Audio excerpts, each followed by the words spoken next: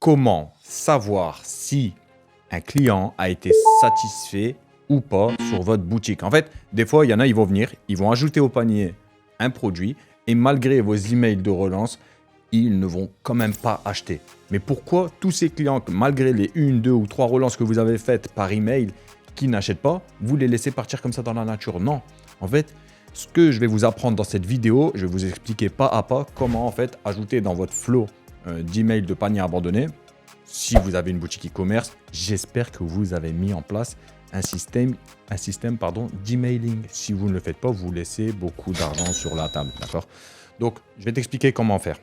En gros, ce qu'il faut que tu fasses, c'est qu'une fois que la personne qui a été relancée par email de panier abandonné n'a pas acheté, ce qu'il faut que tu fasses, c'est que tu lui envoies en fait un questionnaire et c'est très puissant parce qu'en fait, même si, imaginons, sur 100 personnes, il n'y en a que 3 qui répondent, ben, 3 plus 3 plus 3, l'effet cumulé fait qu'à la fin, tu auras beaucoup de réponses. Et ces réponses, elles vont t'aider tout simplement à prendre ces feedbacks pour améliorer ta boutique et faire en sorte que justement les prochains qui abandonnent leur panier, ben, ne l'abandonnent pas tout simplement. Donc, faire plus de pépettes. Bref, on passe derrière mon écran et je t'explique comment faire tout de suite.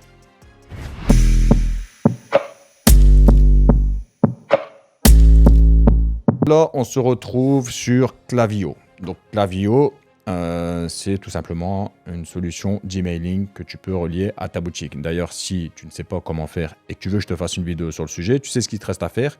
Tout simplement, tu me laisses ton commentaire et je te ferai une vidéo à ce sujet.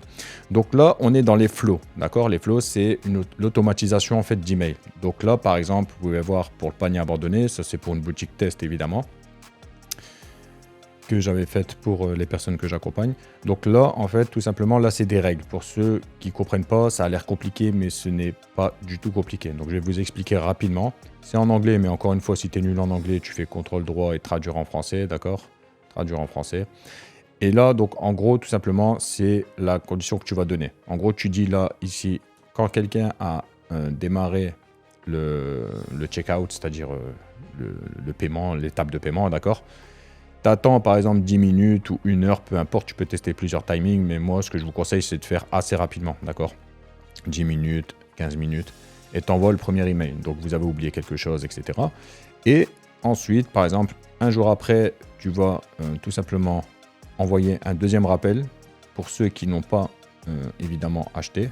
Ensuite, par exemple, 2 jours après, hop, tu fais encore un email. On va dire là, c'est la dernière relance que tu vas faire, ok?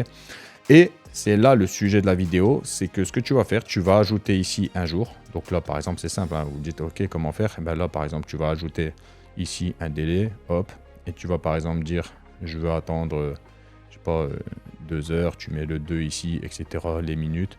Mais là, on va parler en jours, donc jour, tu mets par exemple un jour, d'accord? Hop, un jour, etc. Save, c'est vraiment simple. Donc là, par exemple, là, tu as mis, je veux attendre un jour. Et après les 1 jour, boum, la personne va recevoir un email. D'accord? Tout simplement. Ok, donc ça, c'est ce qui a été fait là. Comme ça, je vous explique comment faire. C'est vraiment très simple. Et là, c'est là que ça devient intéressant. C'est tout simplement l'email. Donc là, par exemple, regardez l'exemple d'email. Hop. Non. Ouais, éditer tout simplement. Donc vous faites un email tout simple. Hein. Ça sert à rien de vous casser la tête à raconter votre vie, à mettre un e-book. Donc là, tout simplement, ce que vous allez faire, vous allez mettre le logo de votre boutique en haut, d'accord? Et là, vous allez dire bravo, first name, ça veut dire en gros, ça va afficher le prénom de la personne, d'accord? Et ici, en fait, bon là, c'est court. En gros, vous allez tout simplement demander à l'intelligence artificielle, d'accord? Parce que moi, j'avais donné un prompt pour ceux que j'accompagne. Mais là, par exemple, tu dis, nous vous serions... par exemple, voilà, vous faites un mail, un email bête, par exemple. Si vous ne savez pas quoi écrire, par exemple... nous avons remarqué que malgré nos relances, etc., blablabla, vous n'avez pas acheté, etc. Et en gros, si tu ne sais pas quoi écrire dans cet email, tu peux aller dans l'intelligence artificielle et tu lui demandes rédige-moi, d'accord, tout simple, rédige-moi un email. T'expliques bien, en fait, je vous explique, l'intelligence artificielle, plus vous allez lui donner de la matière, mieux la réponse, elle sera qualitative. Donc là, par exemple, rédige-moi un email dans lequel, bon, j'ai fait une faute de frappe, on s'en fout, dans lequel je vais demander au client aux clients qui ont été relancés, etc. 3 fois. Vous avez compris l'idée. Je ne vais pas tout écrire. Qui ont été relancés, par exemple, vous dites qui ont été relancés 3 fois par email pour un panier abandonné, mais que malgré ces relances, n'ont pas acheté. Je vais leur demander de répondre à un questionnaire de quelques questions qui ne prend qu'une minute. Fais-moi un court email convaincant. Et vous prenez ça, vous copiez-collez ici, d'accord? Et ensuite ici, vous allez mettre tout simplement un bouton qui redirige vers le questionnaire. Vous allez me dire, ok, mais comment je fais le questionnaire? Eh bien, tout simplement, vous allez vous rendre sur Google Forms, d'accord? Donc sur Gmail, si vous avez une adresse Gmail, c'est gratuit. Vous allez tout simplement sur Google Forms, vous voyez? C'est ça. Et quand vous allez dessus, d'accord? Regardez, je vais aller dessus, en fait, c'est ça. Quand vous allez cliquer sur Google Forms, d'accord, vous avez Google. Ici, vous cliquez là. Et vous descendez, et c'est là Google Forms. D'accord, c'est ça. Vous cliquez dessus, et là, vous allez faire plus pour créer un vierge. D'accord, bon là, je l'ai déjà fait. Mais, vous savez quoi, je vais vous le montrer pour dire, oh, mais je ne sais pas comment faire. Voilà, formulaire sans titre, c'est assez simple. Vous avez juste à remplir, etc. Moi, j'en ai déjà fait un que je vais vous montrer avec des questions qui peuvent vous aider tout simplement à comprendre pourquoi les gens n'ont pas acheté dans votre boutique, et ça va vous aider tout simplement à faire plus de ventes. Donc là, questionnaire rapide. Par exemple, vous pouvez ajouter entre parenthèses pour être sûr pour les pousser à faire, par exemple, durée estimée, d'accord, 1 minute, 30 minutes, d'accord, par exemple. Et merci de prendre un moment pour nous aider à améliorer votre expérience d'achat. Ce questionnaire ne prendra que, bref, vous adapter, etc. Au pire, tu peux mettre que ça, pas besoin d'écrire trop. Les gens ne vont même pas trop calculer de toute façon ce que tu écris ici.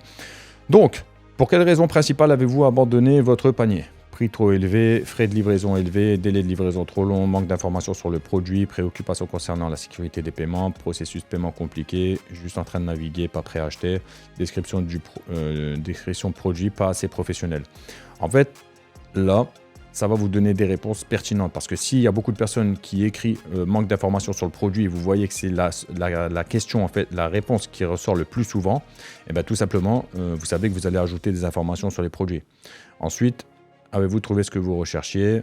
Les produits, là par contre, erreur, il faut ajouter une question. Donc là par exemple, si vous voulez ajouter une question, c'est simple, vous cliquez ici sur le plus. Et une fois que vous êtes là, vous allez marquer de quel produit s'agissait-il? Produit s'agit-il? Enfin bref. Hop. Et là en fait, tu vas, pour mettre des options, c'est simple. Ici, tu mets par exemple produit A, hop, et après tu continues. Tu mets juste entrée, produit 2, etc. etc. Et par exemple, si tu as envie que les gens répondent obligatoirement à la question, tu mets ça. D'accord? Mais bon, si ce n'est pas une question pertinente, par exemple, là, vous voyez, quand il y a l'étoile, c'est une réponse obligatoire. Donc si tu veux que c'est obligatoire, tu mets ça, sinon tu ne mets pas. Et comme ça, de là, en fait, tu vas savoir, par exemple, qu'il manquait d'informations sur tel produit, tu sais que tu dois améliorer ta fiche produit. Avez-vous trouvé ce que vous recherchiez? Les produits proposés répond-il à vos besoins? Oui, parfaitement, partiellement, non, pas du tout, je ne suis pas sûr. Encore une fois, si vous voyez que les gens disent je ne suis pas sûr, vous savez qu'il va falloir bombarder sur les avantages clients. Encore une fois, les gens s'en foutent de votre produit, ce qu'ils veulent, c'est savoir est-ce que ça va les aider dans leurs besoins. D'accord, s'ils ont un besoin particulier, ouais. Enfin, en général, ils ont un besoin. Comment évalueriez-vous nos prix par rapport à ceux de nos concurrents? Enfin, j'aime pas dire ceux de nos concurrents par rapport au marché, par exemple. Tu vois, par rapport au marché. Bon, on s'en fout, vous avez compris. Par rapport à nos concurrents. Beaucoup plus élevés, légèrement plus élevés, à peu près les mêmes, légèrement moins élevés, beaucoup moins élevés, etc. Et encore, franchement, j'hésite un peu sur cette question parce que parler des concurrents, enfin, tu vas me dire s'il n'a pas acheté, ça se trouve, il a déjà été chez les concurrents. Ça peut leur donner l'idée d'aller voir la concurrence, mais on s'en fout, en fait. Il ne faut pas avoir peur de la concurrence. Si vous avez évalué le prix trop élevé, de quel produit s'agissait-il? Ok. Les informations sur nos produits sont-elles suffisantes et claires? Comme ça, au moins, là, tu vas me dire, ouais, mais ça répète, là, les informations, est-ce qu'elles étaient suffisantes? Ouais, mais tu sais pas, si quelqu'un, la base, par exemple, quelqu'un, il voulait répondre, il s'est fixé juste sur le prix qui était trop élevé, tu vas pas savoir si les informations, ils étaient assez pertinentes sur le produit, parce que, tout simplement, si, en fait, le produit, tu lui as bien mis en avant, tu as fait un super bon marketing, selon les personnes, il y en a, ils s'en foutent du prix, quoi. Après, il ne faut pas abuser. Ce n'est pas un produit qui est en moyenne à 50 € sur le marché. Tu ne vas pas le mettre à 100 €. Il ne faut pas prendre les gens pour des pigeons non plus. Donc, ça. Ensuite, si vous avez répondu à la question précédente, pas vraiment ou pas du tout, de quel produit s'agissait-il?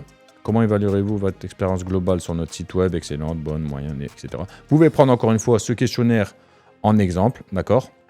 quelle est la probabilité que vous reveniez sur notre site, sur notre boutique, c'est mieux en fait que mettre site, sur notre boutique pour effectuer un achat à l'avenir. Et là, moi j'aime bien mettre en obligatoire ce genre de questions. Nous vous remercions, etc. Tu peux mettre une photo avec un sourire, par exemple, si tu as envie de mettre une photo, bah, tu cliques ici, tu ajoutes une image, d'accord? Tu télécharges sur ton PC, etc. C'est vraiment très facile à utiliser. Et tu vas me dire, ok, mais comment tout simplement je le partage? Par contre, il y a un truc important dans les paramètres à faire, c'est que tu vas ici dans les paramètres, et c'est, si je me trompe pas, c'est dans... Parce que si tu fais pas ça, en fait, les gens ils pourront pas y répondre. Collecter les adresses email. Tu peux mettre ne pas collecter. Moi, j'aime bien mettre ne pas collecter les adresses email pour que les gens restent anonymes, d'accord? Tu dis questionnaire anonyme pour comme ça, ils vont pas se dire ils vont me spammer avec leurs emails. Donc tu mets ne pas collecter. Tu t'en fous. Le principal, c'est d'avoir des informations pertinentes pour ta boutique. Et ça, si tu veux qu'il limite à une réponse, mais moi, j'aime bien laisser décocher. Et surtout, ce qu'il faut, c'est afficher un résumé, non. Collecter. Ah non, c'est pas sur ça, non, d'accord. Non, c'est dans un autre outil en fait, de Google. Je pensais qu'il limitait l'accès aux réponses aux membres de l'organisation. Mais non, c'est bon. En fait, quand tu as fait ça, tout simplement, ce que tu vas faire, c'est tu vas cliquer sur envoyer. Et là, tu auras un lien, d'accord? Et là, ce lien, tu peux le raccourcir si tu veux. Et tu prends ce lien-là, tu copies et tu vas ici. Et dans le bouton, d'accord, de ton autorépondeur, tu vas tout simplement ajouter le lien ici. Et ce que tu vas faire, tu vas sauvegarder tout simplement. Et ensuite, une fois que tu auras eu des réponses récoltées, quand tu reviens ici, les réponses, ils seront affichées ici. Comme ça, tout simplement, tu vas avoir des feedbacks qui sont très intéressants pour ta boutique. Et là, évidemment, une fois que ça c'est fait, tu mets le lien « J'accepte de vous aider » ou peu importe, hein, tu peux mettre « Répondre au questionnaire ». Mais « J'accepte de vous aider », c'est bien, tu vois, les gens, ils ont un peu de compassion, par exemple, tu vois.